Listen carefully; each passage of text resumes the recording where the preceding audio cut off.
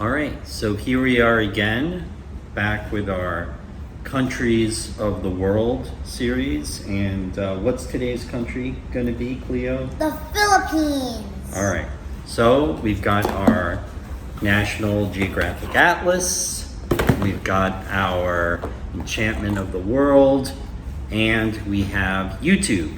So we should be ready to go over here. Now, before we get started with the video, we have the whole map of Asia over here. Ian, you want to show me where the Philippines is on the map of Asia over here? Okay. The Philippines. You want to show me where it is, Ian? Okay. The Right Philippines there. are right next to China. Right, they're very close to China. And Okay. Taiwan.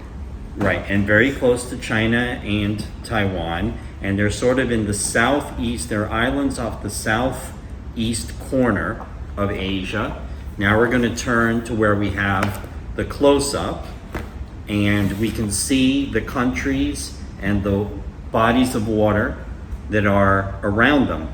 Now, one of the really cool things about the Philippines as a country is that it's made up of what they call an archipelago. And that's a word. Have you guys ever heard that word before? Nope. All right, so an archipelago basically means a group of islands. And Philippines is actually more than one archipelago, which are very close together. And other countries which are made up of archipelagos, well, the neighboring one, Indonesia, is a good example. Hawaii, you've been there, that is an archipelago. So that whole country of Philippines is an archipelago. And if you look at the country closely, what you're going to see is that there's actually one large island in the north. That large island is called Luzon. And there's a large island in the south, and that large island is called Mindanao. And there are some smaller islands that are around Luzon and Mindanao, but those two islands really dominate the north and the south. And then all the middle islands over here are called Visayas. And then the only sizable island that's not part of those three groups is this skinny one off to the side that's called Palawan. Then in terms of the seas that are around them, this big one over here between the Philippines and China and Vietnam over here is called the South China Sea. On the other side of the Philippines, that's really part of this ocean, which is the Pacific Ocean, is the Philippine Sea. Then you have this sea over here that's kind of round, that's formed like a half of it by the different islands of the Philippines, and then by this piece of the island of Borneo over here that's called the Sulu Sea. And then to the south of the Philippines, this island of Indonesia over here is called Celebes. That's the old name. It's now called Sulawesi, but the sea keeps its old name of the Celebes Sea. So you have four different seas around the Philippines: the South China Sea, the Philippine Sea, Sulu Sea, and the Celebes Sea. The capital and the largest city of the Philippines, it's actually kind of like a double city, Manila and Quezon City, and that's on the island of Luzon in the north. That's a very, very large city. We're going to be seeing more of that later on the videos.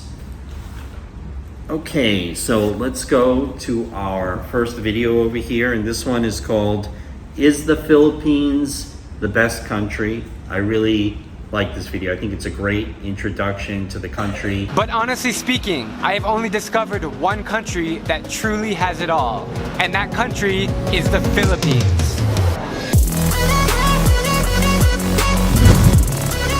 When it comes to natural beauty, you have 7,641 islands to choose from, with unlimited beaches, high waving coconut trees, and active volcanoes. When it comes to friendliness, you will hardly ever meet a dishonest or rude Filipino. They are always so happy, so smiley, and so welcoming. Everyone everyone can speak fluent English. When it comes to safety, you will be fine as long as you take normal precautions. Whatever you've heard on the news about the Philippines being unsafe is false, and you can always stay well connected with a cheap SIM card. When it comes to food, you might get overwhelmed by all the choices. For starters, try sinigang, the hot and sour stew with local vegetables, and top it off with halo-halo, the dessert with shaved ice, coconut jelly, and fruit. I can tell you with certainty that the Philippines lives up to its punchline of "It's more fun in the Philippines." I suggest you to go there and see what it's like for yourself. The mistake that most people make about the Philippines, the first mistake most people make, is that they spell it wrong. So one very important thing to remember about the Philippines is that it's one L, two P's. So Philippines. And you will see people all over the place making it with two L's or one P. So just remember, Philippines has one L and two P's. So the Philippines is on what they call the Ring of Fire, which is a whole big circle of volcano and earthquake activity that goes all the way around the Pacific Ocean. And Philippines sits right on that Ring of Fire, which means that they have volcanoes and they have earthquakes. And they've had bad earthquakes before that hurt a lot of people, bad volcanic eruptions, and they also get bad storms that come off the Pacific Ocean. So while we have hurricanes over here, the storms that come in the Pacific Ocean, they call them typhoons. So typhoon is very much like a hurricane, but that's what they call them in the Pacific Ocean. So humans, people have been in the Philippines for at least 60,000 years, which is a very long time. That's way back before history even started for European and Asian cultures. So that's a very long time ago. And there's evidence that there may have been what we call hominids, which were not quite people yet, somewhere between apes and people. And they may have been in the Philippines as far back as 700,000 years ago. Although we're not really sure how they got there.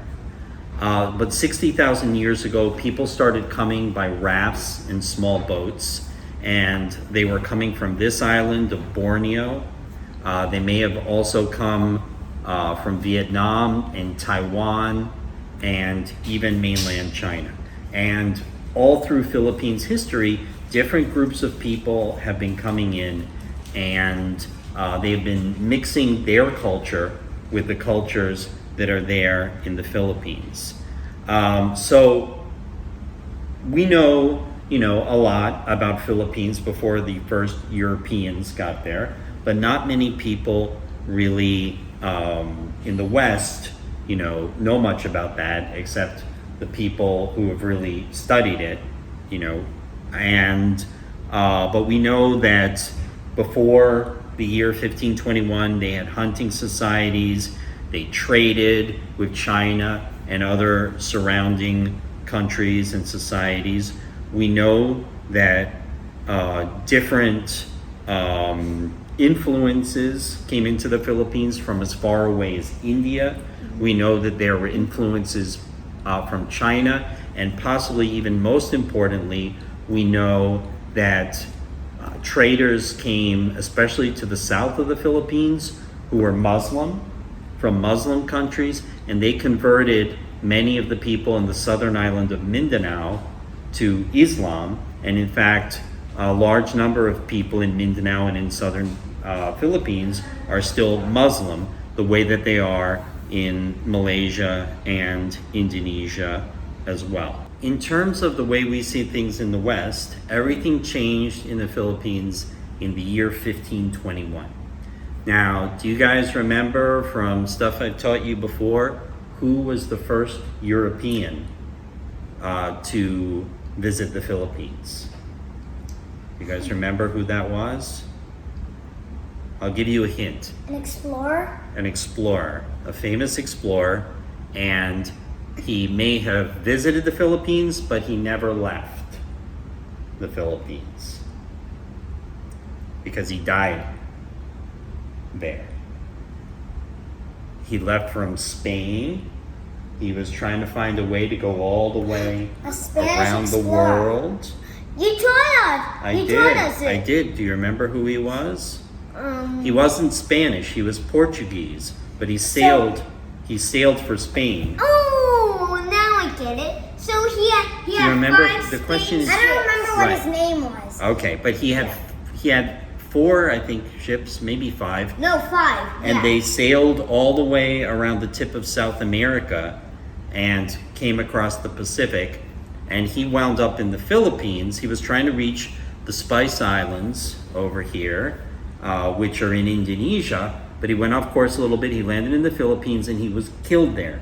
His name was Ferdinand Magellan.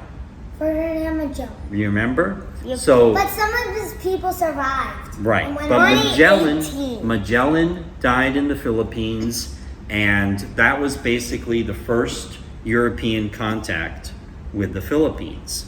And it didn't take long after that, just another 20 or 30 years, before the Spanish basically said, we want this land for ourselves.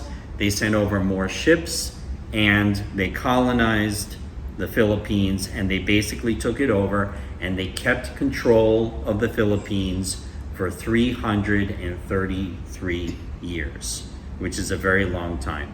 And just like all good colonizers, they imposed their religion, which was Catholicism, right?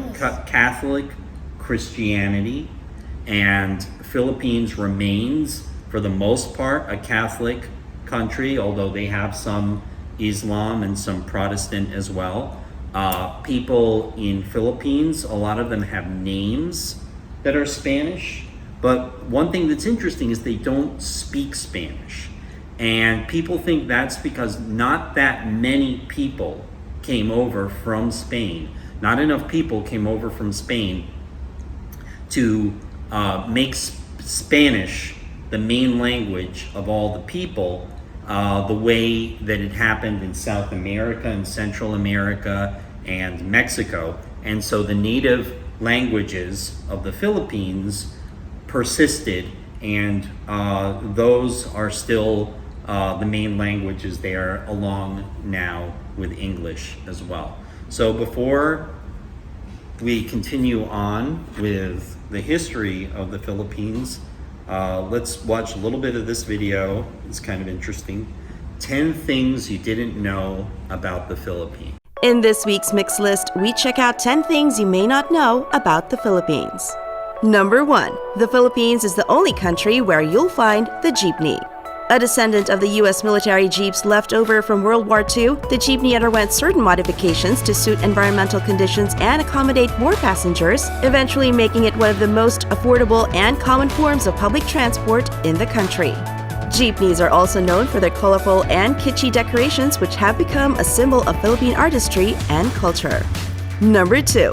The Philippines has approximately 180 languages, one of which fuels one of the most profitable industries in the country. Number 3. The position of the Philippine flag conveys a message of peace or war. Elements of the Philippine flag symbolize traits and qualities Filipinos possess or strive to achieve. Combine this with the proper way the flag is positioned, will send a clear message as to what the state of the country is currently in. Hanging horizontally, if the blue stripe is on top, the country is in a state of peace. If the red stripe is on top, however, the country is in a state of war. Number 6. Basketball is the most popular sport in the Philippines. Most Filipinos love basketball. It's become a national obsession. Whether it's watching the NBA or the country's very own PBA, people tend to stop what they're doing and enjoy the game with such ferocity and passion. Number 9. The Philippines is one of the countries most frequently hit by natural disasters. There are 2 systems that make the Philippines prone to natural disasters. The first one is the Pacific Ring of Fire, an area where a large number of earthquakes and volcanic eruptions occur, and the Typhoon Belt in the Pacific, which means an average of 20 typhoons are most likely to hit the nation, 5 of which are potentially destructive.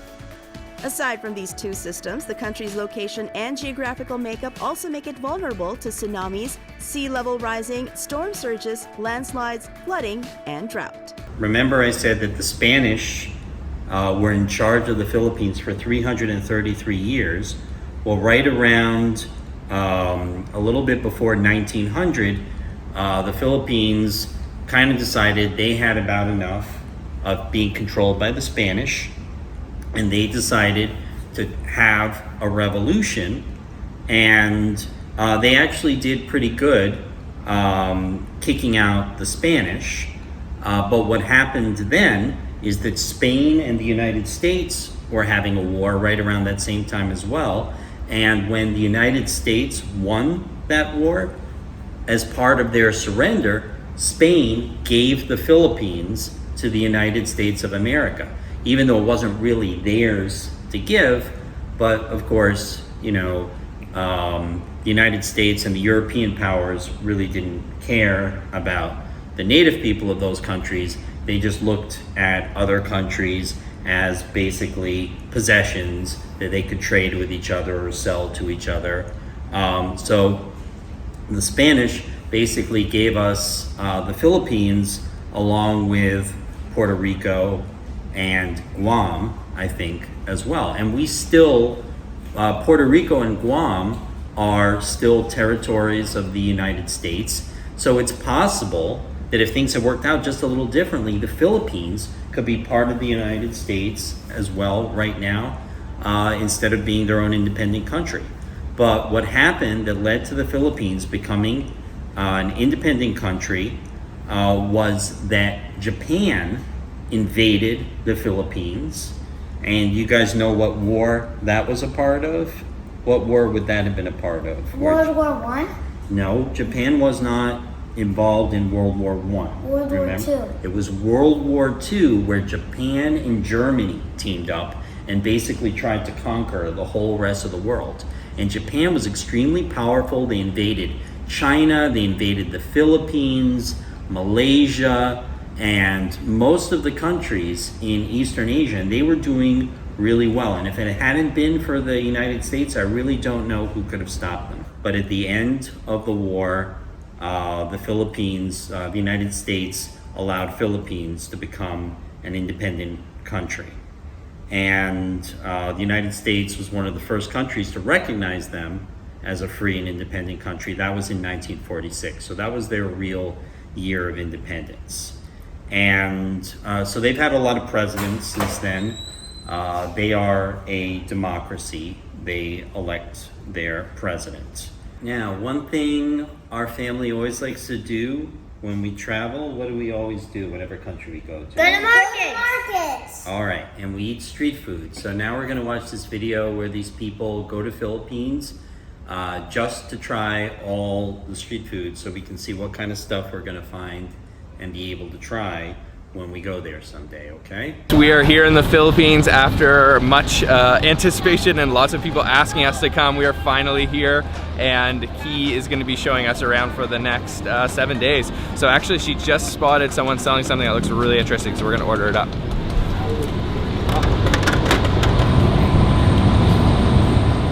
So what is this, Ki? Yeah, it's soft silky tofu with like caramelized brown sugar and pearls. We call it taho. Taho. Yeah. Okay, cool. We normally have it for breakfast. So we've got our snack here. He dished it out of his little contraption that he's carrying on his shoulder, and yeah, this is called, as Ki said, taho, and it is warm in my hand. Actually, I didn't expect it to be warm. I usually, when I think of silken tofu, I think of dohwa, which is served cold usually. So you can see there's also some pearls on the top, little like kind of boba, and then there's caramelized brown sugar on the inside. So I'm just gonna go in for a drink.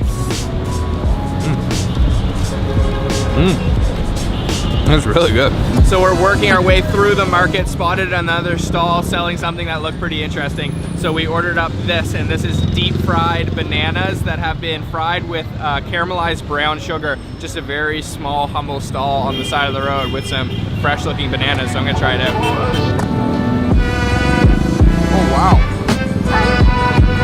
Yep. That is really good. There is a sweetness from that brown sugar that has been kind of caked onto the outside, and then a sourness from those bananas, almost like a little bit tart. And you can see that they're like cooked all the way through, so they've lost their mushy banana texture and sort of turned almost like halfway between a banana and like a cake because it's a little bit sort of doughy feeling, but it's really delicious. And hot.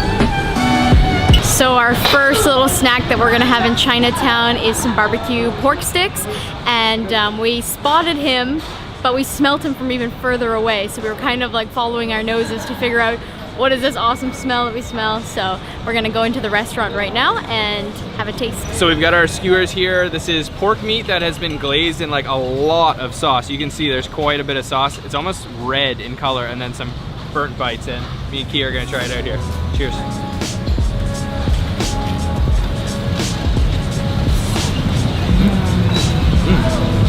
That's pretty tender. Yeah, I think it is like a soy sauce with a little bit of sugar because it's a little bit sweet. It's pretty salty too. It's sweeter than the usual, but Sweeter than usual and smoky too. This next video is by a guy who's actually from Iceland, but he spent a lot of time in the Philippines, and he's going to tell us what he thinks the top 10 places that people should go to in the Philippines, which he likes all the kind of the outdoor places and water sport places and things like that. So without further ado, let's jump into it. Number 10, Camp Sur. This spot is amazing for a few facts. It's been called the adrenaline capital of the Philippines, meaning there's wakeboarding park. So if you're into water sports, that's a perfect location. That is tough.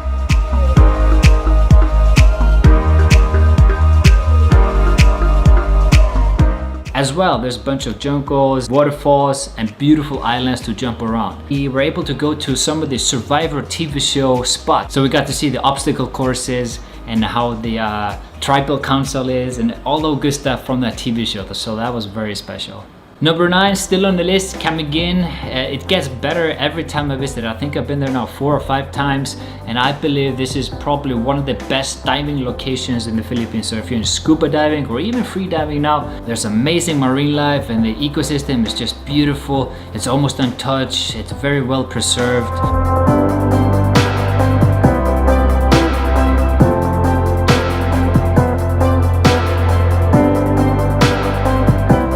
Another new name onto the top 10, we got Bohol.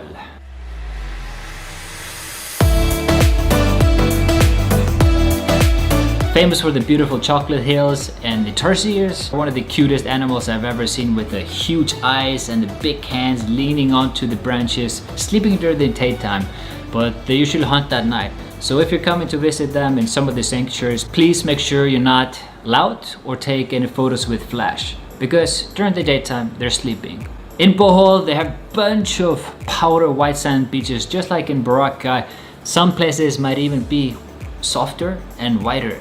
And nowadays the free diving is booming over there. It's called the free diving capital of the Philippines, so if you're into that, definitely go to Panglao, Bohol.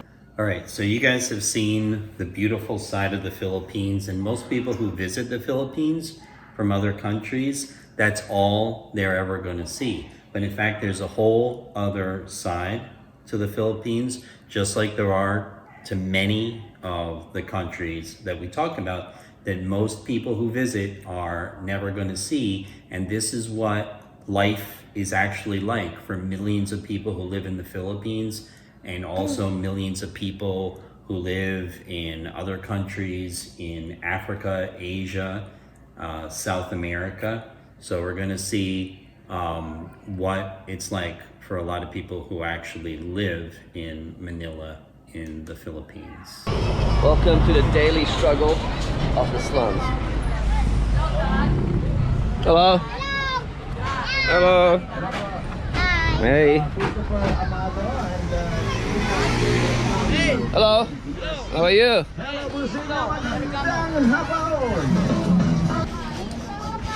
Unbelievable. Hello, Jackie. Hello.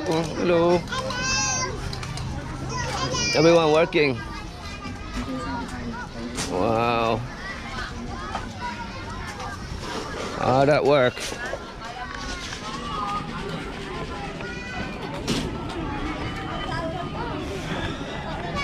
Hello. Hello. Hello. Hello. Hello. Wow, live up there, kids.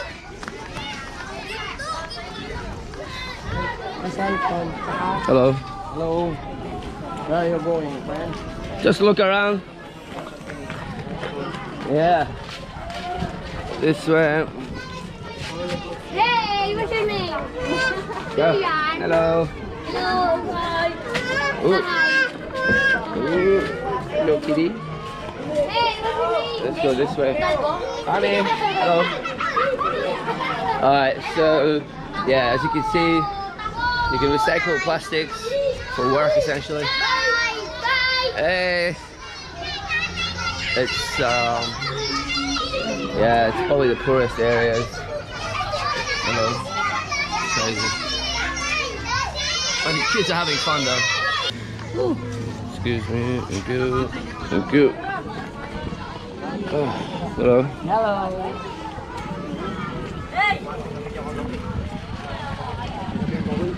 Wow. This is nuts. Hey. Hey. Hey. Your ducks. Why, buddy? Wow. Hello.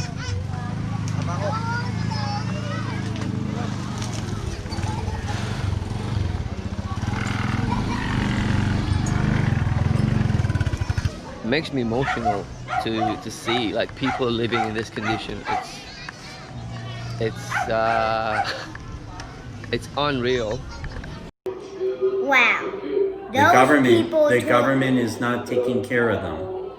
They're letting them live in those places, and you know there are a lot of reasons for that. But what you should think about is how lucky you guys are, because you could just as easily, I could have easily been born in that place instead of the place where we live, and that could be what every day for us is like, living in a place like that. Yeah, and if you live like that.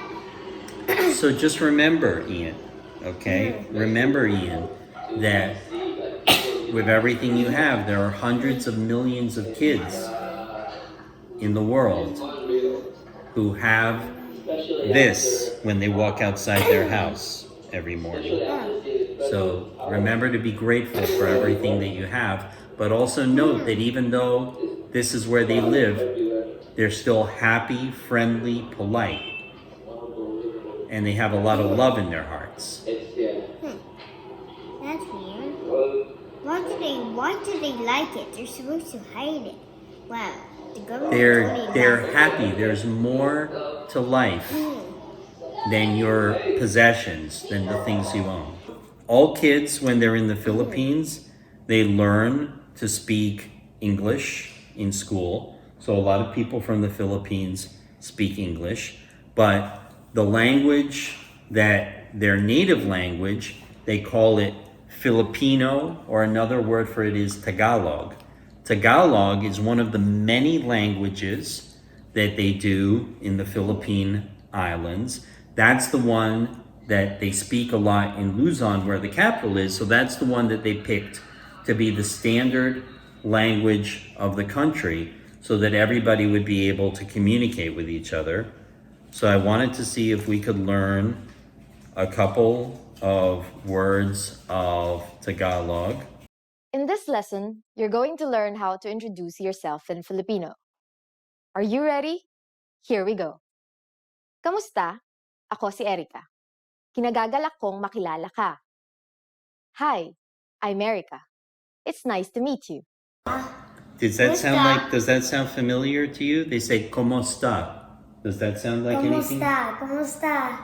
Yeah, it sounds just like the way they say "How are you?" in Spanish, right? Yeah. And remember that ¿Cómo está?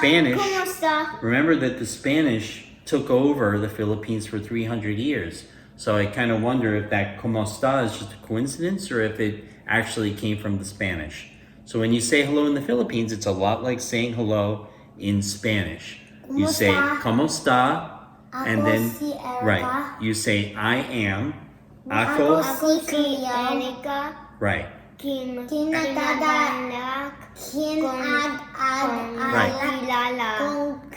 Look at it closely. Kinagagalak kong Makilala ka. Kinakilala. Let's try it once more. To introduce yourself in Filipino. Are you ready? Here we go. Kamusta? Ako si Erika. Kinagagalak kong makilala ka. I'm Erika. It's nice to meet you. Kumusta? So, kinagagalak kon makilala ka means it's nice to meet you. Okay? You want to try it, Cleo? Ako si Erika. Ako si Cleo. Kinagagalak kong makilala ka. All right, you want to try it, Ian? Okay. Kumusta? Ako si Ian. Kinagagalak kong makilala ka. Right, so you said, hello, I am Ian, and it's nice to meet you.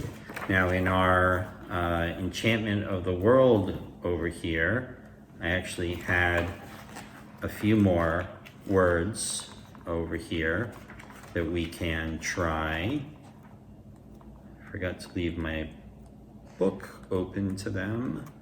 Let's see if I can find it really quick over here. Okay, so good morning in Filipino or Tagalog. Magandang umaga po. Magandang umaga po. And good evening. Magandang gabi po. Magandang gabi po. And yes, is that oo? O-O? Is that what that looks like? Oo. And then no is Hindi.